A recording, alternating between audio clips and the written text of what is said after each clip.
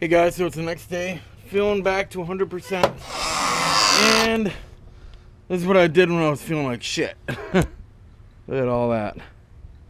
I'm throwing it all away. It's all going to the junkyard. Just hope I don't get in a car crash, because I will be shredded, impaled, just everything above. I mean, it will be a horrible death if that happens. But yeah. I didn't want to sit around, and so I cleaned, and Amanda came home early from work and she cleaned, and as you guys know, we are progressively starting to pack stuff here just in case things do happen our way. I'm not going to elaborate on that any further, but we didn't do this side yet, so we're going to have to probably do that tomorrow, maybe today. I don't know. I got to make a few knives.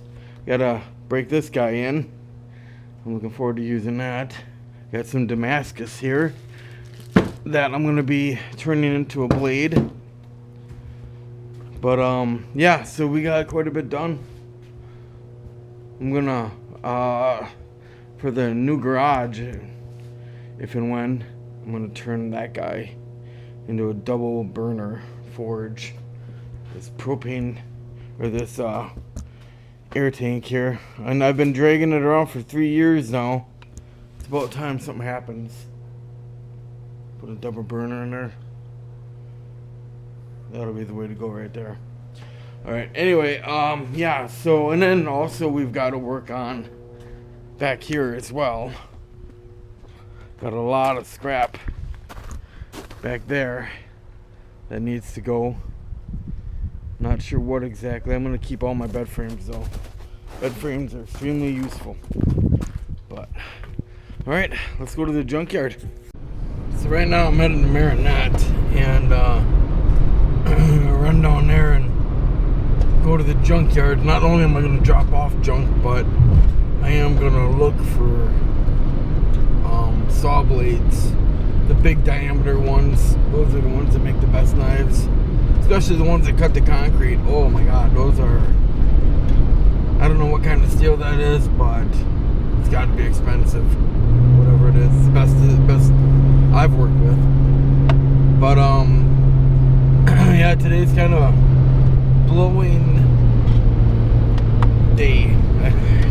I can't come up with another adjective there. It's supposed to be in the low 50s or low 60s, higher 50s, but we've got this south wind coming up, and it's like blowing like 30 miles an hour. It's another saying that we're gonna have over on Lake Michigan. They're talking about ice shoves. So we're going to take a ride down there after the junkyard, providing I make it. I don't know, it's riding kind of funky with all that weight in the back, so I gotta kind of take it easy. I got this guy who just will not get off my ass. But yeah, it was nice to clean that shop. It really needed it. God, the amount of dirt that we shoveled and vacuumed and everything was just unbelievable. We had just shouldn't have let it got that far, but we did. And then we had a weird phone call. Well, I can't really say too much about that. Looks like there was some flooding over here.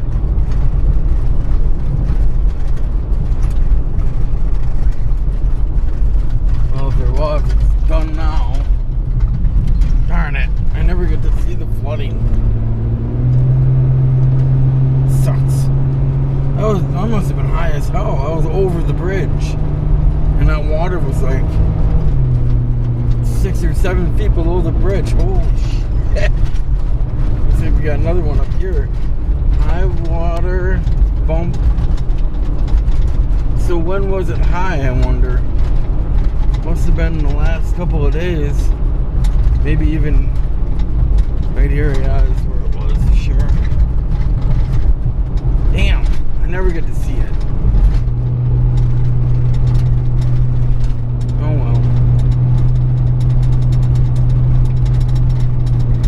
one thing I miss about living back home out in Stratford. For you new subscribers, you don't know, but we were pretty much forced to move from our home in Stratford, Wisconsin 2 years ago. We're pretty close to 2 years now, and it's if you want to learn about it, you go back. I'll include a link to the first video, and you can just kind of follow along. But yeah, I had some family drama happen that caused us to live up here, which is fine. It's nice. I like it. It's just that I miss my home, back in Stratford. But anyway, I was saying what I miss about it is we always had flooding every spring. The Fenwood Creek would overflow its banks. The whole woods would get flooded. And I mean, it was cool. It was very cool. It was a lot of fun to watch the water raise and see what kind of destruction would happen and whatnot. But then I think about it, I almost said, how cool would that be to get video of the Fenwood Creek overflowing its banks with a drone? And I think about it, if I still lived out there, if Mom still had the property, I probably wouldn't have a drone, because I wouldn't have moved and had Mom's lawnmower to sell, which allowed me the opportunity to buy a drone. So, there's that. So things have happened more or less for a reason, and I'm accepting of it, but I still miss it. The changes that are happening now are big and beautiful, and we can't wait. I wish I could say more about it, but I can't. And just so much has changed. My knives, I've started my knives. Amanda's got a really good job. The kids are doing really good. The only bad thing is where we live, the house, and even that is, okay. I mean, we still accept it. It's our home. It's our temporary home for now, but not for long, hopefully. It's just, it's weird how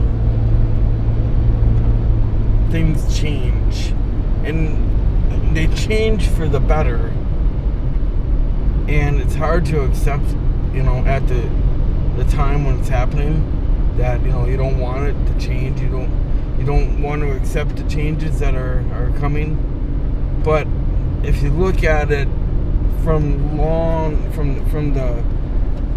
the whole perspective, from when you first moved, or when we first moved to now, things have happened for a reason. We've grown more independent. We've grown more responsible. We wouldn't be financially where we are now if it wasn't for the move. Don't get me wrong, I'm not praising my brother for his bullshit decision, or my family. I'm still upset about that, just simply because it was my mom's and our family's property, and I wanted that to continue. But at the same time, if we had not left, we wouldn't be where we are, and where we are is in a good place. I do miss my friends. I miss my mom. I miss my nieces. But everybody's got their own path, and that's kind of what we're following now. We're just kind of making the path as we go, and have no other choice but to continue on. Oh, that's annoying. Alright, we're almost there. Alright, we're coming up to it now. funny, there's two junkyards right next to each other. Well, the one here on the Altar, you can't buy junk. You can only dispose of it. And here at Iron, I guess that the Altar is more of a recycling plant. And then there's the Marinette Iron, which is the junkyard itself.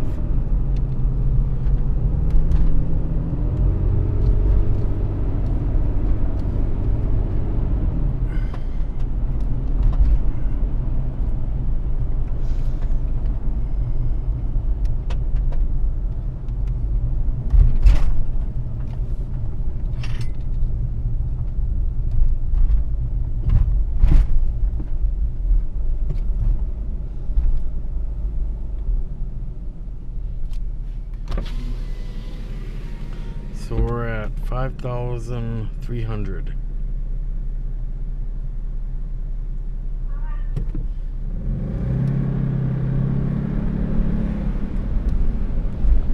Wow. The car tower, oh my God, they got rid of everything.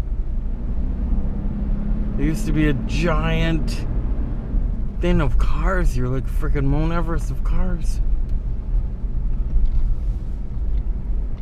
Okay, where do I get rid of my stuff? I guess I'll just throw it in here.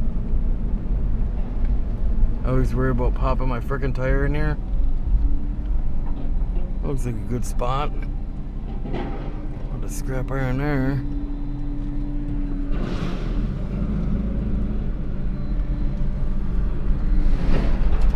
Bandsaw blades. Oh, look at those. That's some good steel. That's really good steel. And it's clean. So I'll throw it here. But yeah, I'm just looking at this stuff here. It's pretty thin. Damn. I gotta find some more of those saw blades. A lot of good stuff here. Looks like they're building the pile back up. Look, there's no three-wheeler back there. Let's go check that out.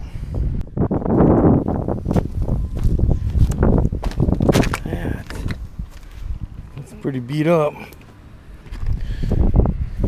Oh, pretty close shot. Alright, let's see what we get. We're at 5,300. So 48 to 80. 49.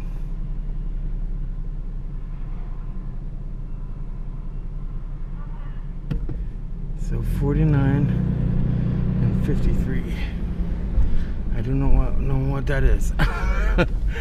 But I will find out here in a minute.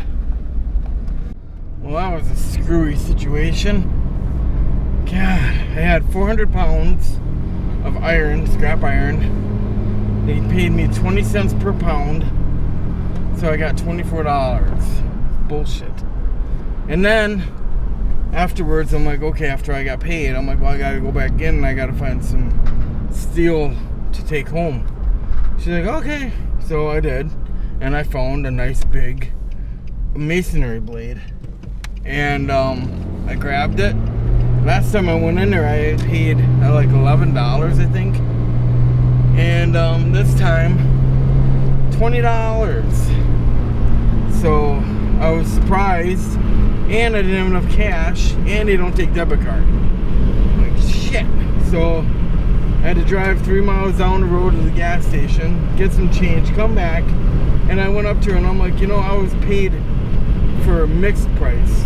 You know, it was a different lady, so I'm like, well, I'm gonna try and see if I can get more money out of this, because it's a headache. And I told her, I'm like, I told the previous lady I had scrap iron, and she paid me for mixed. And this is where it gets really weird. She's like, oh, well, our iron is the same price as mixed. I've never heard of that. And I've been scrapping for years. I've never heard. Iron is always more than mixed. So I don't know what the hell is going on here. I am just like baffled by it. So I'm like, okay, alright, so $24. trunk full of valuable steel. Probably could have got more for 2 or 3 items than if I would have sold it outright than taking it to the junkyard. So I learned my lesson. I think what I'll do next is I'll probably put my stuff up on Facebook and tell people, you know, lawn, art, and metal available. Come and check it out. Because I ain't doing the scrap thing again. That's bullshit right there. That's crappy scrap right there. No, I don't like it. But now I gotta run to... I don't remember. Where did I have to go? Did I have to go to Harbor Freight? I honestly do not remember. Shit. Look at this guy. This guy's got tons of scrap. Jeez. The whole backyard back there is just filled with... That's ridiculous. And it just keeps going back here.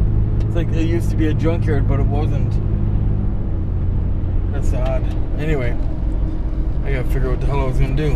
Well, I honestly cannot think of anything that I need in town, but I do need new glasses. I lost my glasses. My eyesight's not doing too great. I don't know, I'm having a hard time reading, period. And so I'm like, well, what the hell? Shopko's having major closing sales, so I'm gonna go in there and just look around, see what kind of glasses they have available. Maybe I can get my prescription transferred over right away today and get a new pair of glasses. But yeah, so let's go check it out. Well, Shopko didn't have shit, so I'm headed home. Stopped at what do you call that? Goodwill there, and they never have nothing. I mean, once in a blue moon they might have something that might be of slight interest to me, like that at Axe Head, which is, I don't even know why I bought it. It wasn't even stupid, really. Maybe I can turn that into something yet. But anyway, yeah, they... And then, this is what I don't get about Shopko's, you know, sales, as they say. It's like 30 to 60% off because they're going out of business, right? I think what they do, somewhere along the lines, is they raise the price up 30 or 60%. Then they say that it's that price and then lower it and then put a sticker underneath it saying this is what it is at 30% off. And reality is they're getting exactly what they want for it. Does that make any sense? I think Shopko's always done that, actually. I hate Shopko. I hate them. They're freaking crooks. And I'm not surprised at all that they're out of business. Somebody finally caught on to their bullshit and is sending them down the drain, and it just pisses me off. Every time I went in there, it's like, that cannot be the right price. 60%, or, you know, they'd always have those major deals make you think that that's what you're getting a major deal, but you weren't.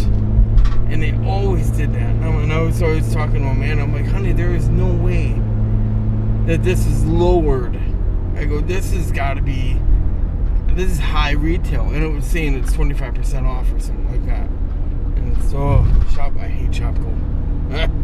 But I don't have a choice as to get my glasses there because there's no other place in the area that does glasses except for private places, and they don't take my medical insurance. So I have to go with Shopko, and they probably got a really shitty supply of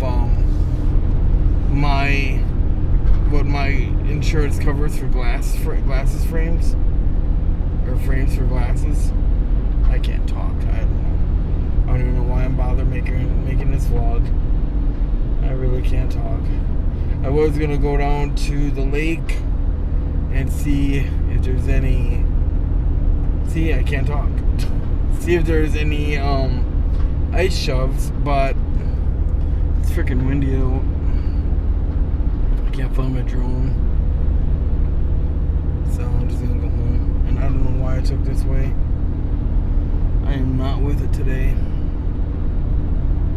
That junkyard screwed me up.